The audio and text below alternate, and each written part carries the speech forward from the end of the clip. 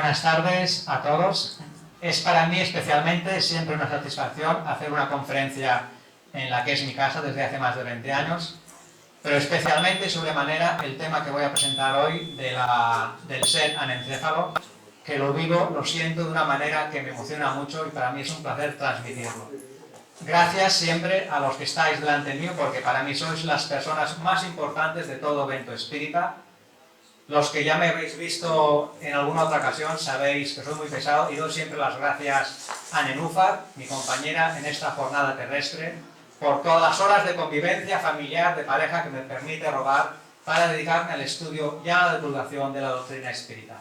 Y por encima de todo, a la espiritualidad amiga, que a pesar de mis defectos, de mis limitaciones, de mis dudas, de mis vacilaciones, me continúa dando benditas oportunidades de mostrarme como un divulgador más a favor de esta hermosa doctrina que nos ha reunido aquí todos juntos. El tema de hoy, la realidad espiritual del ser anencéfalo. ¿Qué es la anencefalia? La anencefalia es una anomalía en la formación de la cabeza y del encéfalo del feto en desarrollo que se caracteriza por una ausencia parcial o total del cerebro y de partes de los huesos del cráneo, pudiendo presentarse en diferentes grados. ¿Qué es el encéfalo al que he hecho referencia? El encéfalo es el conjunto de todas las estructuras del sistema nervioso central que se encuentran dentro de la cavidad del cráneo y que comprende el cerebro, que es la parte más grande, el diencéfalo, del que escucharemos hablar bastante en la primera parte de esta presentación, el cerebelo y el tronco o tallo cerebral, tronco o tallo encefálico. La anencefalia se produce por un defecto congénito del cierre del tubo neural, en una época realmente muy temprana del proceso embrionario, entre los días 23 y 26 de la gestación, es decir, cuando la mujer ni siquiera sabe que está embarazada. El tubo neural que he mencionado es una estructura previa y totalmente necesaria para el posterior desarrollo del sistema nervioso central, que ha de originar por un lado el encéfalo y por otro lado la médula espinal del bebé que ha de nacer. Pues bien, cuando ese tubo neural, a medida que se va plegando, no se cierra correctamente, aquí lo tenéis, esto no funciona, bueno, ahí en el círculo envuelto está perfectamente cerrado y plegado, pues cuando no se cierra correctamente, da como resultado diferentes patologías. Cuando, por ejemplo, no se cierra por la parte inferior, se produce lo que conocemos como la espina bífida. Y cuando el tubo neural no se cierra de manera adecuada por la parte superior, se produce el tema muy duro, muy delicado que estamos tratando hoy, de la anencefalia. Porque al no formarse correctamente los huesos del cráneo ni las meninges, los tejidos nerviosos en desarrollo quedan completamente desprotegidos y expuestos, entrando en contacto con el líquido amniótico que, paradójicamente, teniendo la función de proteger al feto, en este caso destruye esos tejidos cerebrales, impidiendo el desarrollo y la formación correcta del cerebro. Quiero compartir con vosotros que estudiando y preparando este tema, me he dado cuenta de que infelizmente se produce un error bastante común que puede traer cierta o bastante confusión. Y en el tema tan concreto que estoy presentando de la anencefalia, es esencial aclararlo bien desde el principio. Y es el hecho de que se confunde la parte con el todo. Es decir, cerebro con encéfalo, tomándolo como si fuera lo mismo cuando realmente ello no es así. El cerebro es solo una parte del encéfalo. La más grande, sí, pero no es todo el encéfalo. También he de decir que con toda probabilidad la designación de anencefalia, que etimológicamente quiere decir sin encéfalo, que se utiliza para estos casos, pues tampoco ayuda mucho a evitar esta confusión, porque en realidad estos fetos y estos bebés así diagnosticados, aunque les pueda faltar parte o todo el cerebro, siempre tienen preservadas las partes más primitivas y rudimentarias del encéfalo. Es decir, siempre hay algo de encéfalo. Por tanto, anencefalia, que quiere decir sin encéfalo, no es del todo lo más correcto. Y, amigos míos, el problema de esta confusión de términos, además de su utilización vulgar, es que favorece la idea generalizada de que no teniendo cerebro, ese feto no tiene ninguna posibilidad de desarrollarse, no puede vivir y en consecuencia, ¿por qué no? Pues lo mejor es abortar.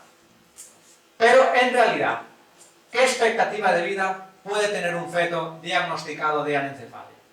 Vamos a ser muy claros desde el principio y no engañar a nadie. La anencefalia es incompatible con la vida extrauterina. Es incompatible con la vida fuera del vientre de la mujer, siendo fatal en el 100% de los casos. No hay ninguna controversia sobre el tema en el dictamen médico. Infelizmente, a día de hoy, tampoco hay ninguna posibilidad de tratamiento ni de reversión del cuadro clínico que hace que la muerte del bebé, en caso de nacer, en poco o en muy poco tiempo, sea cierta e inevitable. ¿Qué quiere decir esto exactamente?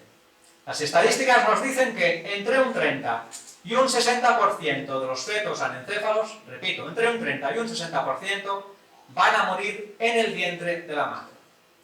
De los fetos que logren completar todo el desarrollo, muchos morirán al nacer. Y otros tendrán una expectativa de vida realmente muy corta y pobre. La inmensa mayoría vivirá solo unos minutos, unas horas o unos días. Y son muy pocos y excepcionales los casos que los hay en los que ese bebé logrará vivir por varias semanas, meses e incluso algún año. Y en este último caso, lo más normal es que estos bebés no tengan ninguna conciencia de sí mismos, no tengan ninguna conciencia del entorno que les rodea, sean sordos, ciegos y por lo menos, por encontrar algo positivo, algo optimista, sean insensibles al dolor. Por lo tanto, ha de quedar claro desde un principio que lo que el bebé no va a disfrutar de ninguna de las maneras en el caso de nacer será de la posibilidad de expresar su consciencia, debido precisamente a la falta de las estructuras que deberían conformar toda la región cerebral, que son las que garantizan todo lo que tiene que ver con el pensamiento, la comunicación, la emotividad, la percepción. Y en este punto quiero remarcar un hecho que hay que saberlo por fuerza, y es que conceptos como el pensamiento y la consciencia no son producto del cerebro ni originados por el cerebro, sino que todo ello son conceptos únicamente atribuibles a la entidad espiritual, al propio espíritu, que al no disponer del instrumento físico adecuado, que sí es el cerebro, pues lógicamente no puede expresar toda esa consciencia, todo ese pensamiento, toda esa inteligencia. Sin embargo, nos encontramos que a veces, dependiendo de la cantidad de masa cerebral existente, se pueden suplir deficiencias y desarrollar funciones propias de otras partes del cerebro. Es lo que conocemos como la plasticidad cerebral o la plasticidad de las neuronas.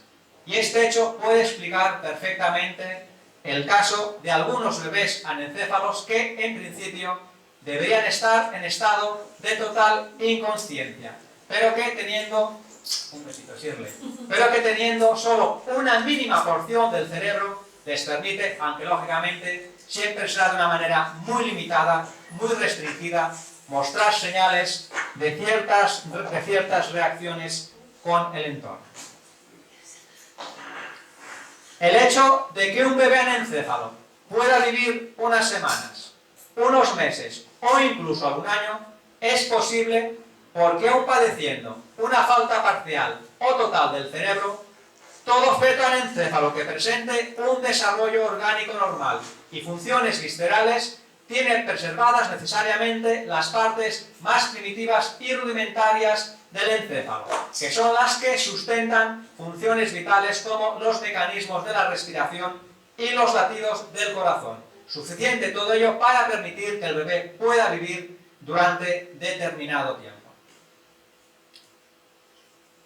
Os voy a presentar ahora un vídeo, tanto este vídeo que veremos ahora como que veremos ya al final de la conferencia, más todas las fotografías que presento en este trabajo son del mismo caso real, de mi querida y entrañable amiga Victoria de Cristo. Victoria de Cristo es uno de esos casos excepcionales que logró sobrevivir durante 2 años y medio. Los 5 primeros meses de su vida se los pasó conectado a una máquina para que le ayudara a mantener la respiración. hasta que finalmente sus padres pudieron llevarlo a casa, donde vivió hasta los 2 años y medio.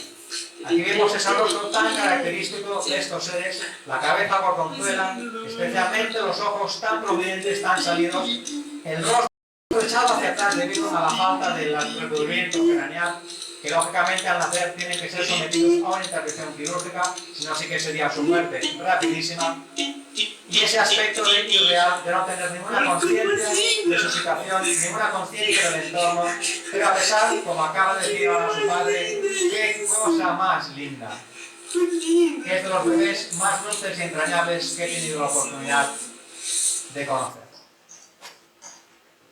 Vamos a recordar las estadísticas presentadas anteriormente.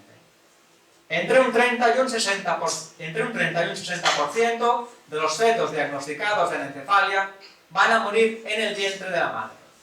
De los fetos que completen todo el desarrollo, muchos mueren al nacer o fallecerán dentro de los primeros días o incluso dentro de las primeras 24 horas.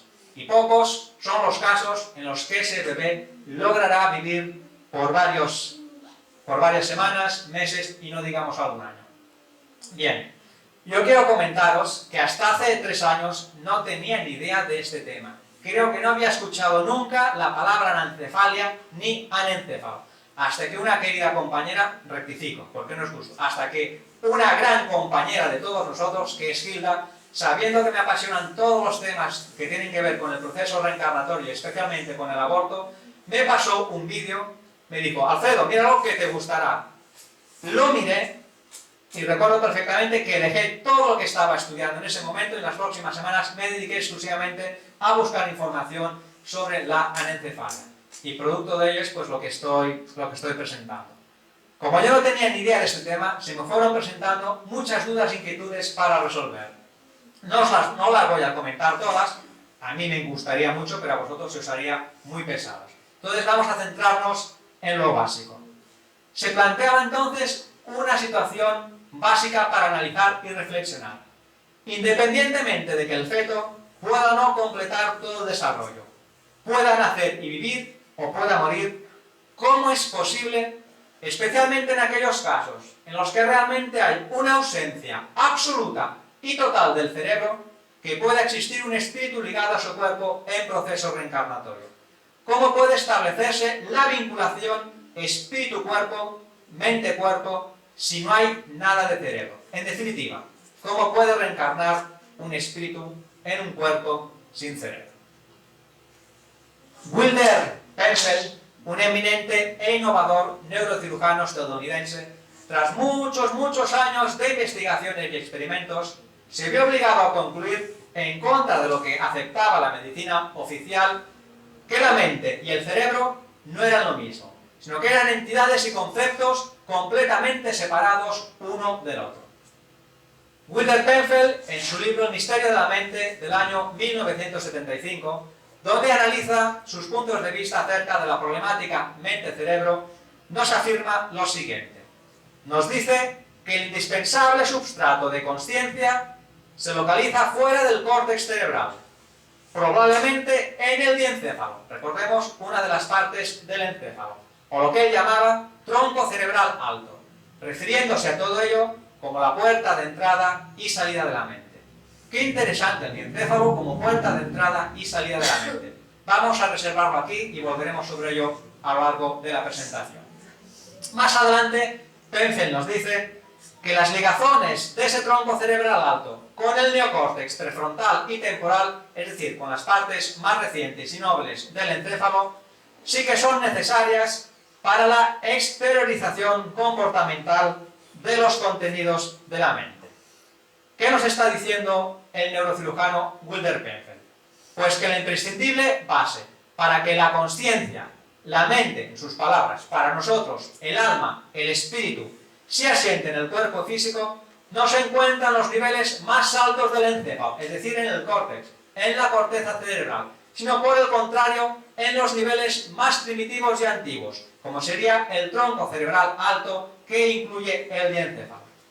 Pero que, y esto sí que parece más fácil de entender, para poder establecerse toda esa continuidad en el proceso de exteriorización de la mente, entonces sí que se necesita por fuerza esas otras partes más nobles y recientes del encéfalo, como sería el córtex cerebral.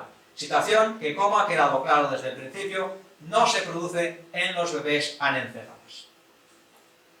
Estas informaciones del neurocirujano Wilder Penfield presentan sin duda una vía muy interesante para analizar y investigar, porque podría explicar perfectamente que un feto con ausencia parcial o incluso total del cerebro sí pueda tener un espíritu en proceso de reencarnación ligado a ese cuerpo, porque digamos que la base, el substrato que así lo posibilita, que así lo permitiría, como estamos diciendo, no se hallaría en niveles más altos del encéfalo, es decir, en el cerebro, sino en niveles más inferiores, como es el diencéfalo, según Wilder Penfield. A mí estas informaciones científicas médicas me venían de fábula para el posterior argumentario doctrinario que voy a presentar, pero recordemos que el espiritismo tiene que estar basado siempre y sustentado en conceptos científicos. Pero yo no tenía suficiente con eso. Necesitaba encontrar alguna información escrita que bien confirmara, corroborara este hecho, o por el contrario, lo rechazara y lo desmintiera completamente. Y, en este último caso, por lo menos que se me ofreciera alguna alternativa, alguna explicación espiritual para entender cómo se puede vincular un espíritu a un feto sin cerebro. El libro Evolución en dos mundos, del año 1958, del espíritu André Luiz, es sin duda una referencia en cuanto a informaciones científicas en el ámbito, en cuanto a informaciones escritas en el ámbito científico, donde en ese libro en concreto, Evolución en dos mundos, se analiza el cuerpo espiritual y el cuerpo físico como instrumentos, como vehículos a disposición del espíritu en todo su proceso evolutivo. Entre otras informaciones muy interesantes, comparto con vosotros la siguiente. Nos dice el espíritu André Luiz que en el diencéfalo, parte de las más primitivas del sistema nervioso central, el centro coronario se eslabona con el centro cerebral, dando lugar a que el espíritu encuentre en el cerebro el gabinete de comando de las energías que le sirven como órgano de expresión de sus sentimientos y pensamientos. Los centros coronario y cerebral que menciona el espíritu André Luiz, en espiritismo hay más centros vitales, también los conocemos, además de centros vitales, como centros de fuerza, y normalmente es lo que la mayoría de la gente conoce como los famosos chakras de las filosofías orientalistas. Son fulcros energéticos que se localizan en el periespíritu. Un pequeño paréntesis y explicación para aquellos que no tengan un conocimiento básico de lo que es el espiritismo. El perispíritu es el cuerpo espiritual, el cuerpo intermediario entre el espíritu y el cuerpo físico. Nosotros ahora somos espíritus encarnados, constituidos por espíritu, ese cuerpo intermediario que es el perispíritu y el cuerpo físico. Cuando llega el momento de la muerte, el cuerpo físico se reintegra a la madre naturaleza y el espíritu, junto con su perispíritu, que siempre la acompaña, pasa al plano espiritual, donde continúa vivenciando, experimentando, a la espera de la próxima reencarnación. Lo diré después, pero lo adelanto ahora. El perispíritu es la matriz, el molde con todos sus órganos sobre el que se ha de formar el nuevo cuerpo físico en cada nueva reencarnación. Así muy básico para aquellos que no tengan un conocimiento de lo que es el perispíritu. Pues bien, estos centros vitales son fulcros energéticos localizados en ese cuerpo intermediario, en ese perispíritu, cuya función sería la de asimilar, distribuir y mantener todas las energías vitales necesarias para el correcto funcionamiento del organismo humano, formando cada centro de fuerza del perispíritu verdaderos lazos, verdaderos núcleos de unión con el cuerpo físico, y muy importante, teniendo cada centro vital del perispíritu su correspondencia, su vinculación con una de las principales glándulas del organismo físico. Muy importante que nos acordemos de este último punto para todos juntos poder encajar finalmente las piezas del puzzle. El hecho de que cada centro de fuerza del perispíritu está asociado, tiene su correspondencia con una de las principales glándulas del organismo físico. De todas formas, no os preocupéis, cuando llegue el momento ya me encargaré yo de recordarlo. Bien, voy ahora nuevamente pensando en aquellos que les pueda resultar más difícil estar siguiendo mi argumentario, comparar en la misma diapositiva lo que nos decía el neurocirujano Wilder Penfield con lo que nos está diciendo ahora el espíritu André Luz, pero en este caso eliminando los conceptos de centro de fuerza, coronario y cerebral, que creo que así aún será más fácil que me podáis seguir. A ver qué tal sale el experimento. Nos decía el neurocirujano Wilder Penfield que el indispensable substrato de consciencia se localiza fuera del córtex cerebral, probablemente en el diencéfalo o tronco cerebral alto. Y luego añadía que las ligazones de ese tronco cerebral alto con el neocórtex son necesarias para la exteriorización de los contenidos de la mente. Y André Luz nos está diciendo, suprimiendo los conceptos de centro de fuerza, coronario y cerebral, que a través del diencéfalo, parte de las más primitivas del sistema nervioso central, el espíritu encuentra en el cerebro el gabinete de comando de las energías que le sirven como órgano de expresión de sus sentimientos y pensamientos. Nos damos cuenta al hacer esta comparación de algo muy importante.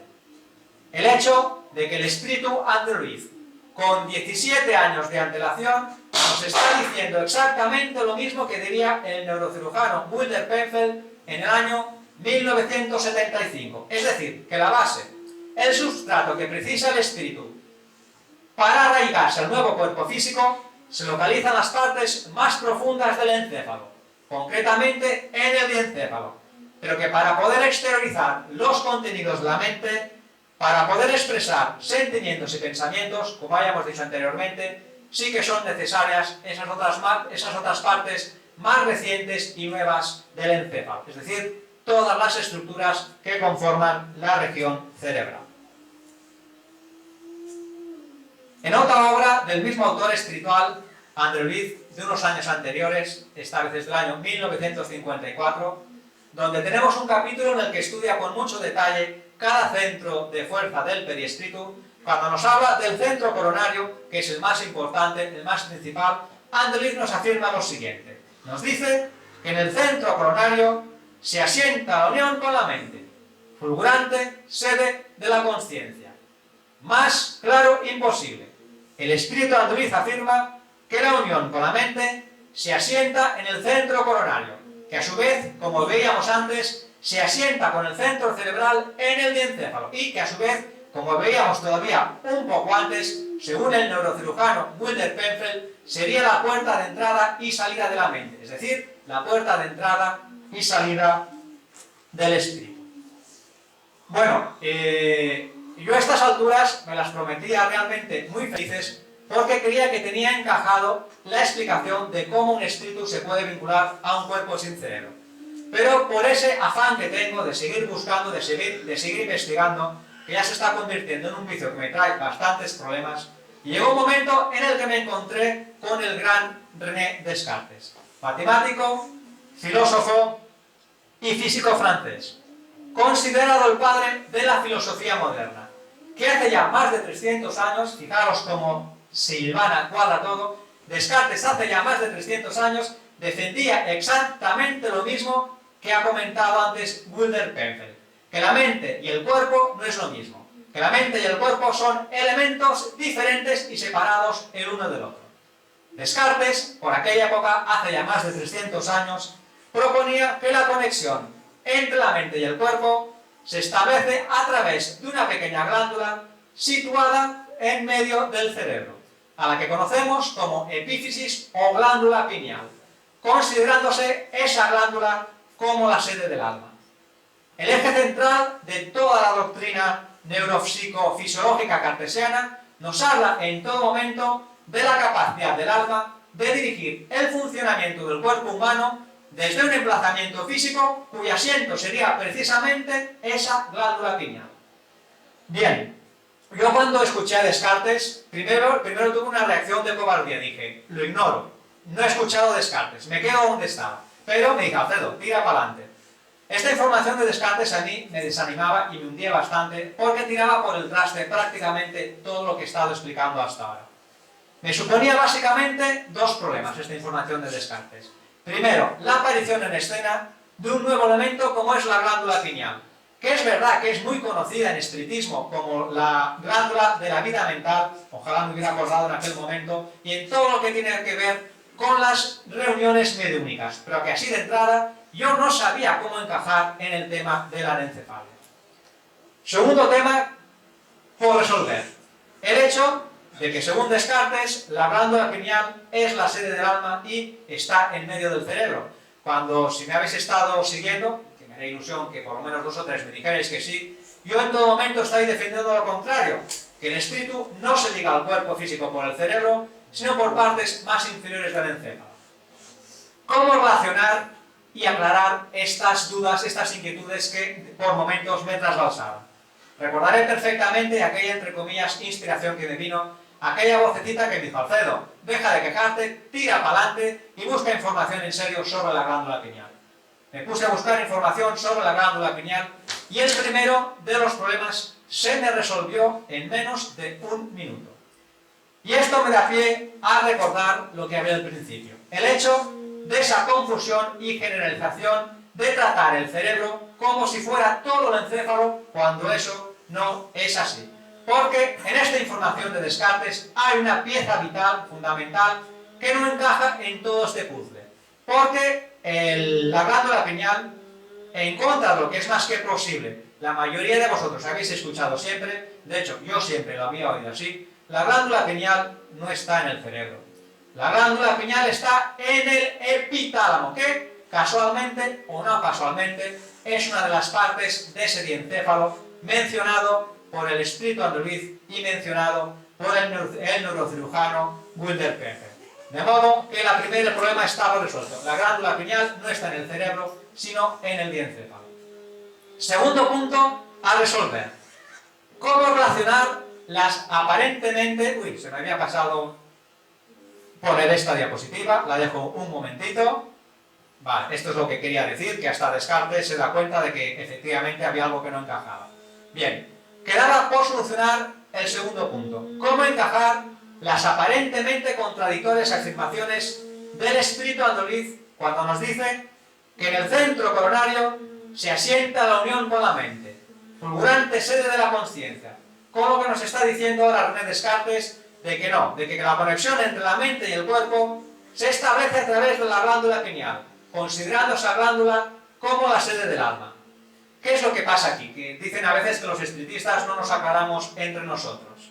La sede del alma hay que situarla en el centro coronario citado por Andrewitz, o la sede del alma hay que situarla en la glándula pineal mencionada por René Descartes. Pues lo que pasa aquí es que ambos están utilizando palabras y conceptos diferentes para decirnos lo mismo, pero ambos tienen razón en lo que nos están diciendo. Y ahora es el momento de recordar cuando antes, hablando de los centros de fuerza del perispíritu, os dije, recordemos que cada centro de fuerza del perispíritu está ligado, está vinculado a una de las principales glándulas del organismo físico. Veo en las caras de algunos, no sé si de los más inteligentes o los que me estáis tratando de seguir más, que ya sabéis lo que voy a decir ahora. Pues, efectivamente, amigos míos, la glándula del cuerpo físico, que se vincula, que está asociada y que tiene su correspondencia con el centro coronario citado por el espíritu Andrewitz, no puede ser otra sino la glándula pineal mencionada por René Descartes, que se encuentra, como hemos repetido ya varias veces, en el diencéfalo. Ahora sí que las piezas del puzzle han encajado correctamente, ahora sí que el círculo está completamente cerrado, y ahora sí que yo aquella noche dormí como un bebé, dormí y descansé como hacía mucho tiempo que no lo lograba. Resumiendo, porque yo, los que me conocéis, sabéis que soy muy pesado y, aunque creo que lo he explicado bien, me gusta poner la guindilla en el pastel, aunque siga potenciando mi fama de pesado. Resumiendo, toda manifestación y conexión del espíritu encarnado en un cuerpo humano se hace siempre primero a través de mecanismos del perispíritu, que es ese cuerpo intermediario que siempre acompaña al espíritu, como encarnado y como desencarnado, y después a través de mecanismos propios del cuerpo físico, para posibilitar la actuación de la mente espiritual, la actuación del espíritu en nuestra esfera de acción material. Toda esta conjunción y unión de fuerzas van a permitir que el espíritu se vincule al nuevo cuerpo físico, estableciendo la base, estableciendo el gobierno imprescindible y necesario a través de las estructuras y de las partes más primitivas y antiguas del encéfalo. De este modo, amigos míos, sí es posible que exista un espíritu en proceso reencarnatorio comandando, por supuesto, de manera muy precaria ese cuerpo con ausencia parcial o incluso total del cerebro. Hay espíritu, mas no tiene el órgano físico, que es el cerebro, que le permite manifestarse y ser consciente. Bueno, queridos compañeros, yo pido disculpa si me he extendido mucho en esta primera parte. Para vuestro alivio, Joan está aquí de testigo, cuando hace un mes hice esta conferencia en Zaragoza, me enrollé unos 8 minutos más explicando otras cosas que creo que no eran necesarias. Yo intento hacerlo de la manera más sencilla y educativa posible, porque creo que era totalmente necesario, para la argumentación doctrinaria espírita que vendrá a partir de ahora, explicar claramente que en un feto sin cerebro puede existir igualmente un espíritu ligado en proceso reencarnatorio que está llamando con todo su derecho, con toda su legitimidad, a las puertas de la vida física. Es un tema muy duro. Mirad, cuando se presenta un caso de un feto anencéfalo, serán muchas veces los propios médicos quienes planteen de una manera clara, directa y abierta a los padres la posibilidad del aborto. Evidentemente que esto ha de depender siempre de la legislación vigente en cada país. Los argumentos favorables para justificar el aborto en los fetos anencéfalos giran en torno a 2 puntos muy concretos y muy precisos. El primero de ellos es el que hemos estado viendo hasta ahora. El feto anencéfalo es incompatible con la vida fuera del vientre de la mujer.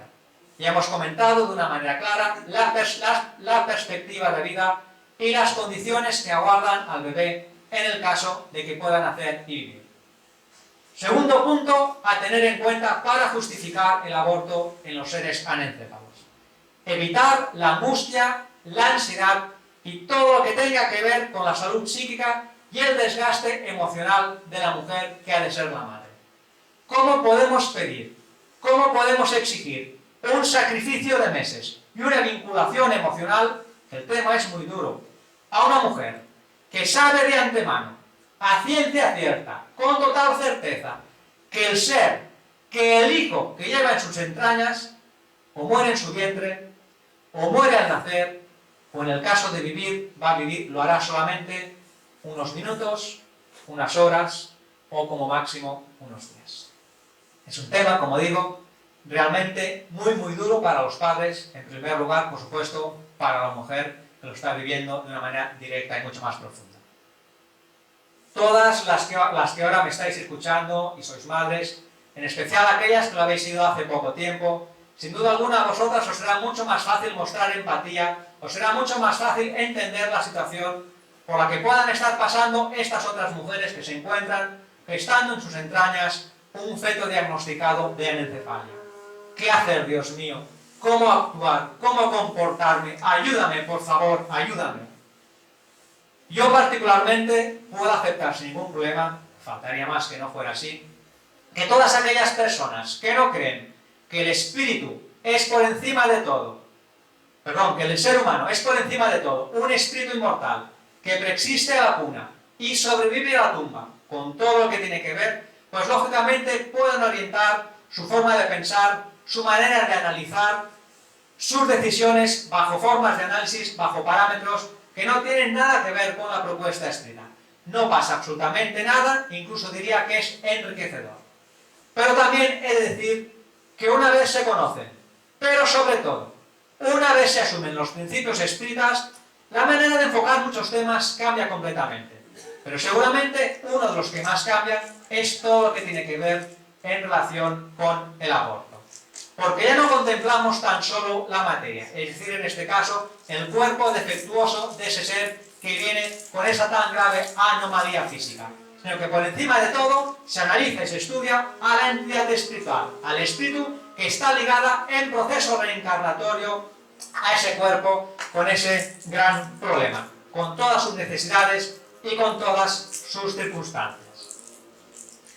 Vamos a partir de un punto fundamental, incuestionable e inamovible. Claro, por lo menos para nosotros los espiritistas, claro.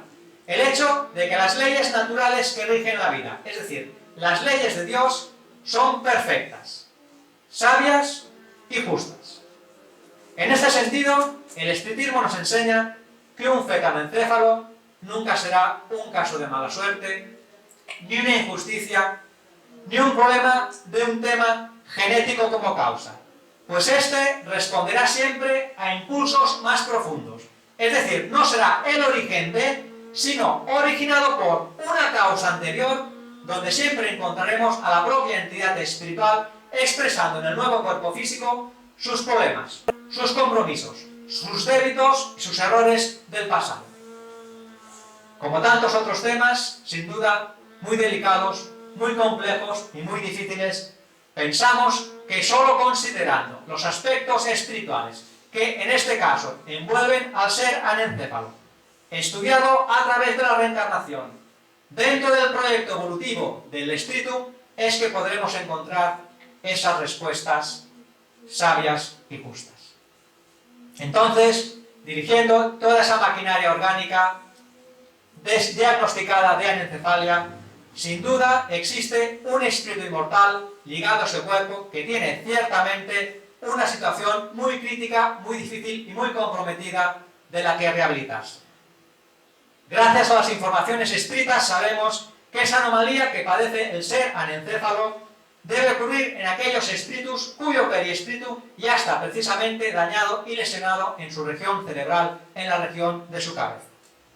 El espíritu, con este tipo de malformación, por tanto, erró o usó de un modo completamente indebido su inteligencia, sus facultades mentales, haciendo con todo ello un gran daño a muchas personas.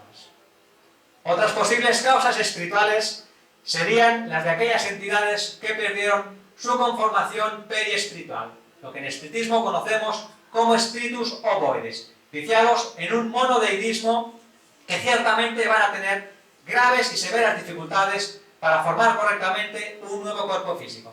Pero el tema de los espíritus ovoides es algo muy complicado, muy difícil, particularmente a mí me viene grande, yo lo tenía que mencionar, así que nos olvidamos y nos centramos en lo siguiente, en el hecho en que detrás de este nuevo proceso de reencarnación, en el que, fijaros bien, un espíritu intenta ingresar en la vida y no lo consigue, o está muy poco tiempo en ella, encontraremos en una gran mayoría de casos a espíritus que con anterioridad se negaron precisamente a participar de la vida, huyendo de ella de una manera totalmente precipitada e irresponsable, dañando voluntariamente su cerebro físico a través del suicidio.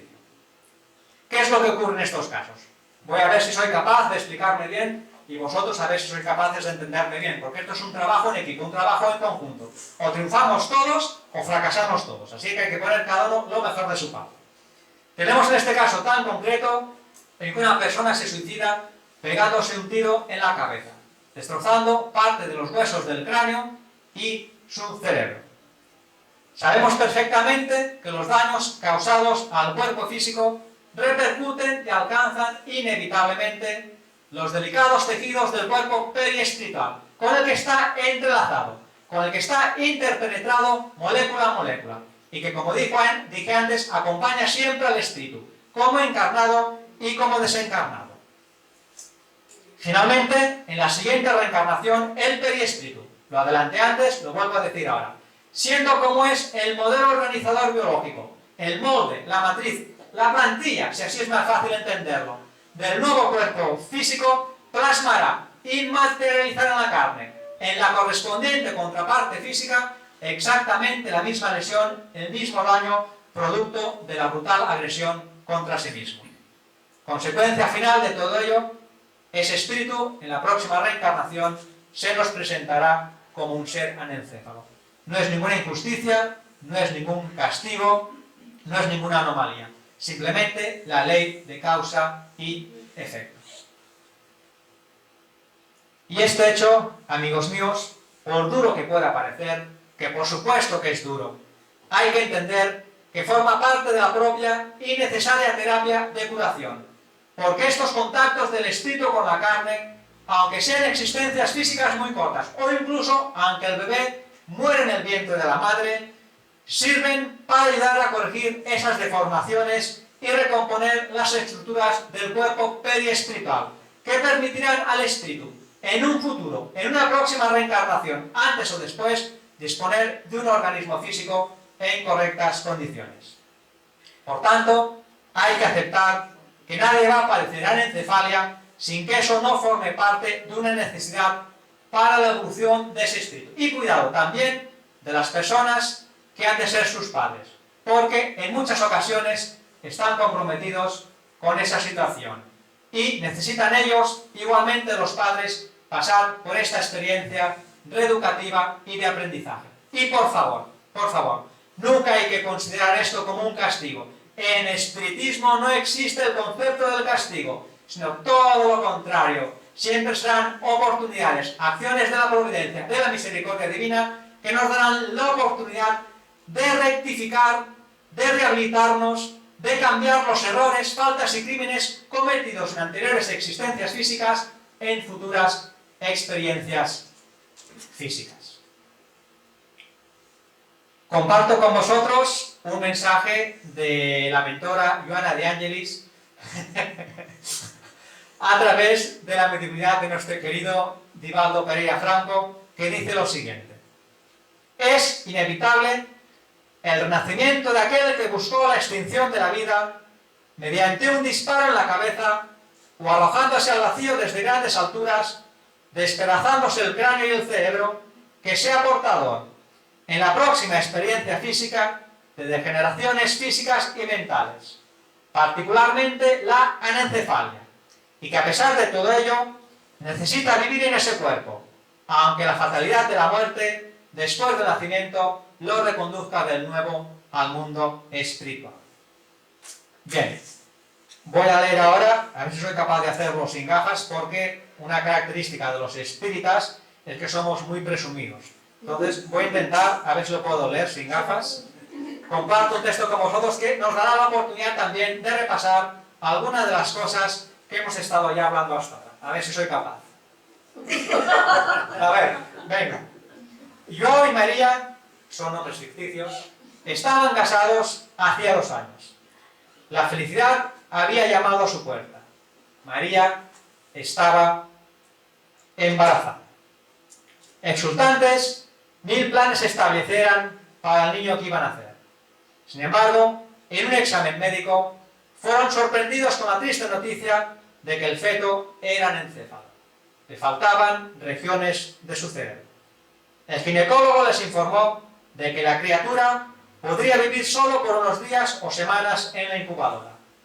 La pareja cayó en llanto al escuchar la propuesta del médico ofreciéndoles la posibilidad del aborto. Se mostraron contrarios a ellos, basándose en su conocimiento espiritual. Dicen los padres: se trata de un ser humano que renace precisando de mucho amor y de mucho amparo. Nosotros estaremos con nuestro hijo hasta cuando nos sea permitido. Dice el médico: pero esta criatura no vivirá más allá de algunos días o semanas en la incubadora. Somos conscientes, mas hasta ese momento seremos sus padres. Guardaban también, lógicamente, la esperanza de que hubiera algún error en el diagnóstico médico. Durante todos los meses del embarazo, conversaron con el bebé, oraron, le decían cuánto lo amaban. Realizaron semanalmente la reunión del Evangelio en el hogar, solicitando a los mentores espirituales la protección y amparo para el ser que estaba reencarnando. Finalmente, llegó el gran momento esperado del parto. El bebé, efectivamente, nace con anencefalia, sobreviviendo en la incubadora durante 84 horas, es decir, 3 días y 12 horas.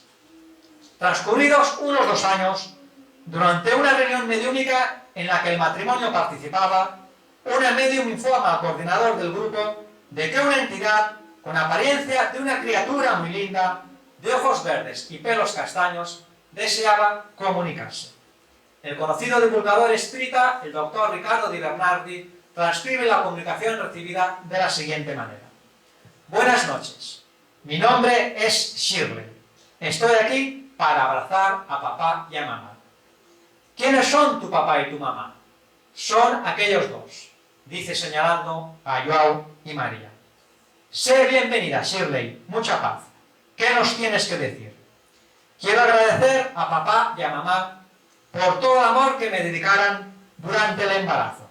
Sí, yo soy aquel bebé anencéfalo. Pero ahora estás muy linda, dice ella. Gracias a las energías de amor recibida, gracias al Evangelio en el hogar, que bañaron mi cuerpo espiritual durante todo aquel tiempo. Le preguntan, ¿cómo se ha operado esta transformación? Tuve permiso para este mensaje por el alcance que él mismo podrá tener para otras personas. Yo poseía mi cuerpo espiritual muy enfermo, deformado por mi pasado lleno de equivocaciones. Fui durante 9 meses envuelta en luz, una verdadera cromoterapia mental que gradualmente pasó a modificar mi periespíritu. Los diálogos que mis padres tuvieron conmigo fueron una intensa educación prenatal que mucho contribuyó para mi tratamiento. Yo drené las deformidades periespirituales hacia mi cuerpo físico y me fui liberando de ellas. Le preguntan, ¿por qué estás en la forma de una criatura ya que te expresas tan inteligentemente? Responde, porque estoy en preparación para el retorno. Dicen mis instructores que tengo permiso para informar. Mis padres tienen el merecimiento de saberlo. Debo renacer nuevamente como hija de ellos, tal vez en el próximo año. 2 años después, reencarnó Shirley, que hoy es una linda niña, de ojos verdes y pelos castaños, espíritu suave y encantador.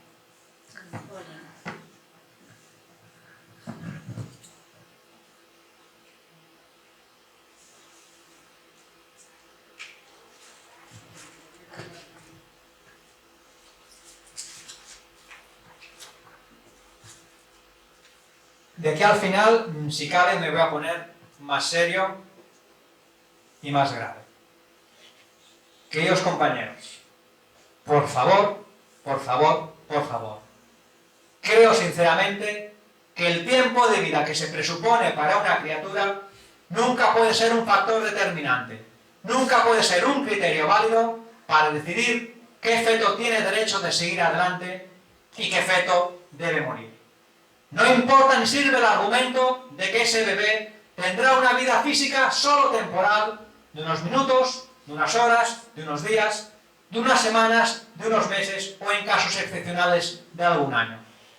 Si lo analizamos fríamente, hemos de reconocer de que absolutamente todos nosotros disponemos de una vida física solo temporal, sea de unos minutos, de unas horas, de unas semanas, de unos meses, de unos años, o sea de 50, 60, 80 o 100 años. Y tan importante, y para uno es vivir 60, 70, 80 o 100 años, como para el ser anencéfalo vivir solamente unos minutos, unas horas o unos días. Porque en cada caso es la vida física temporal que cada uno de nosotros necesita para nuestro particular proyecto reencarnatorio y para nuestras particulares necesidades evolutivas, que van a venir siempre determinadas por nuestro estado y por nuestras conquistas como espíritus inmortales que somos todos y cada uno de nosotros. El bebé anencéfalo también es un espíritu inmortal. Y como dije antes, una sola existencia, una corta existencia, puede ser no solo de una enorme utilidad, sino totalmente necesaria e imprescindible para la situación tan concreta en la que se encuentra la entidad espiritual. Me permito preguntaros ahora a todos vosotros, a la luz de los conceptos, de la educación, de los esclarecimientos, de los conceptos que comparte el espiritismo, ¿creéis de verdad que es suficiente argumento para justificar el aborto saber que en el caso del que el bebé nazca, lo más probable es que tendrá una vida de solo unos minutos, de solo unas horas, de solo unos días, en unas condiciones muy difíciles y en un cuerpo, entre comillas, defectuoso? Luego aclaro lo de las comillas.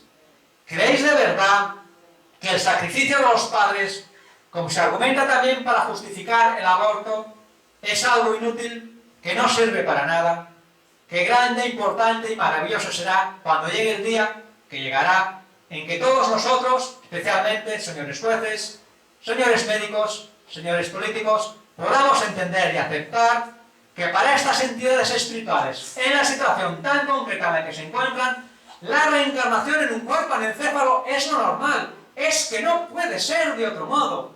Y ese cuerpo de anencéfalo, ahora explico de las comillas, nunca debe considerarse como un cuerpo defectuoso, sino todo lo contrario, es el cuerpo perfecto, es el cuerpo ideal, el cuerpo adecuado, el cuerpo idóneo que necesita ese espíritu para rehabilitarse de sus compromisos, de sus errores, de sus crímenes del pasado. Y es el cuerpo perfecto que va a expresar todos esos crímenes y todos esos errores del pasado. Queridos amigos, la función del espiritismo, mi obligación como divulgador espírita, aparte de que es de las más hermosas, es de las más fáciles y sencillas, porque se trata solamente de educar, de compartir esclarecimientos, de compartir conocimientos y luego, por supuesto, respetar que cada uno, según su libre albedrío y su libertad de conciencia, haga lo que crea más oportuno de toda esa información. Muy importante lo que voy a decir ahora, no solo para el tema tan concreto de la anencefalia, sino en general para todo lo que tiene que ver con el aborto. Y es el hecho de que no existe una gravidez por acaso, del mismo modo que no basta que una mujer quiera quedar embarazada para que el embarazo se produzca. Puede sí que un espermatozoide fecunde el óvulo y como consecuencia de ello se inicie un desarrollo embrionario. Pero si no hay ningún espíritu designado para ese cuerpo, si no hay ningún espíritu ligado en ese embrión, en líneas generales se producirá un aborto espontáneo en las primeras semanas de la gestación, hecho que ocurre con muchísima frecuencia. La fecundación de un óvulo por un espermatozoide es un hecho natural, físico y humano. Pero si ese embrión que se empieza a desarrollar se liga o no se liga a un espíritu, ya no es un hecho que esté en las manos del ser humano, sino que ello dependerá siempre de cuestiones meramente espirituales. Porque para que un espíritu sea vinculado a un organismo físico, debe existir siempre una causa espiritual que así lo permita y promueva, ofreciendo a los padres, aunque a veces sea difícil de entender, lo mejor, una oportunidad para progresar, por difícil, por complicadas que sean las situaciones que rodeen a ese embarazo y a ese nacimiento. Creo que he dicho ofrecer solo a los padres, al espíritu lógicamente y también a los padres. Y amigos míos, si hay un espíritu vinculado a ese cuerpo en desarrollo, es porque sin duda existe un proyecto de vida, aunque sea un proyecto de vida de muy poco tiempo, pero que será siempre del tiempo que precisa ese espíritu en la situación tan concreta en la que se encuentra. Por tanto, ha de ser un proyecto de vida respetado del mismo modo que queremos que se respete el nuestro.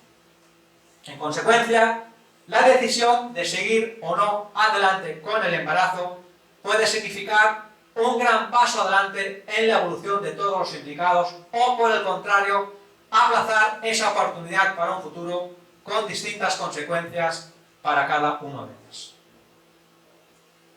Vamos a ir terminando ya. Lo voy a hacer con un nuevo vídeo de Victoria. Lo voy a hacer con un nuevo vídeo. ¿Qué pasa aquí? Lo voy a hacer con un nuevo vídeo de Victoria de Cristo. A ver si lo puedo parar.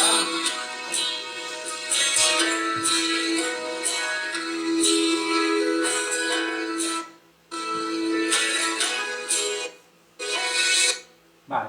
Lo quiero hacer con un nuevo vídeo de Victoria de Cristo. Y en primer lugar, para mostrar mi más sincero homenaje y reconocimiento a Joana y Marcelo, los padres de Victoria de Cristo. Pero también para todos aquellos padres que encontrándose en situaciones parecidas, porque muchas de las cosas que he dicho son válidas también no solo para la anencefalia, sino para todos aquellos casos en que se detectan en el feto graves y severas malformaciones o problemas psíquicos. Porque siguieron adelante con el embarazo, dando la oportunidad a ese bebé de nacer, dando por tanto la oportunidad a ese espíritu de reencarnar. Pero quiero que sirva también como ejemplo, como incentivo, como estímulo para todos aquellos padres que, encontrándose en situaciones parecidas y por el motivo que fuera, decidieron interrumpir el embarazo mediante un aborto. En espiritismo no debemos juzgar a nadie, impidiendo a ese bebé la oportunidad de nacer, impidiendo a ese espíritu la oportunidad de reencarnar. Al vídeo le acompaña una canción cantada en portugués, no es necesario que intentemos entenderla, creo que es más que suficiente con que nos dejemos llevar por la música y entender las palabras y frases que, aunque están en portugués debajo, son muy cortas y se entienden perfectamente. Pues para todos vosotros, con mucho cariño, ¿verdad? No lo pongo. No, creo que ya funciona. Ah, no, pues sí, dale, aprieta.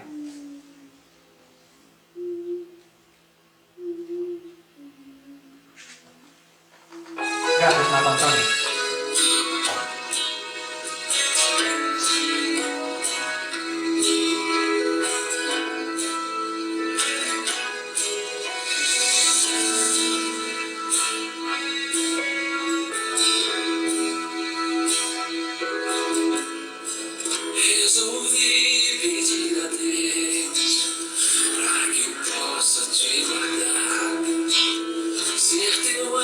Le diste a ella unos padres maravillosos que la amaron incondicionalmente. Amor sin fin, amor sin límites.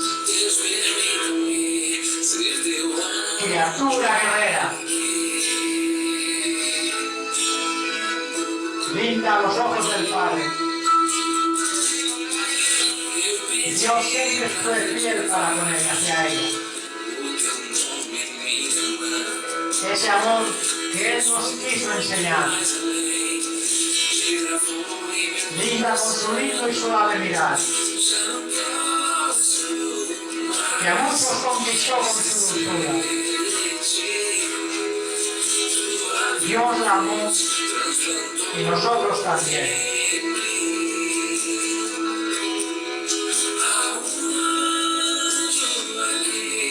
Nos enseñó a tener fe y a nunca desfallecer. Luchó con mucha determinación. Princesa que a muchos enseñó.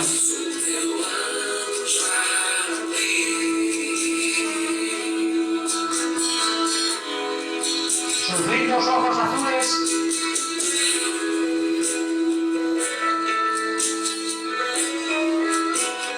que ahora brillan, en el cielo. El cielo ha quedado más lindo, el cielo ha quedado más colorido,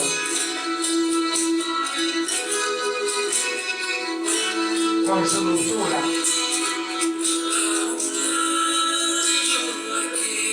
Ahora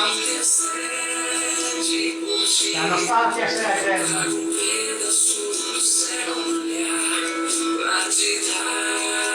Nuestra voluntad era que se quedara con nosotros,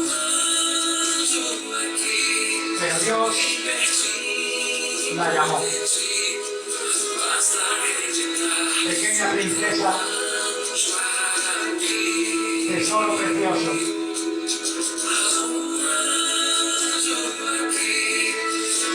Milagro de Dios. Amor mayor. Ahora tú vivirás para siempre. Consuela, Señor, a estos padres que sufren con su partida. Brilla, pequeña princesa, brilla en nuestros corazones. Queridos amigos, el espiritismo nos enseña que al final todo siempre acaba bien. Y si algo no acaba bien, es porque todavía no ha llegado ese final. Mirad, cuando contemplamos un feto o un bebé en encéfalo, estamos viendo solo una parte muy pequeña de la historia. Vemos solamente el presente, muy duro, muy difícil, muy crítico. Gracias al conocimiento espírita de ese presente, podemos deducir un pasado lleno de errores, de crímenes, de compromisos. Pero también, gracias a ese mismo conocimiento espírita, tenemos la más absoluta certeza de que ese espíritu, de que ese ser, Le aguarda un porvenir lleno de oportunidades de renovación. Porvenir que empieza en esta nueva reencarnación.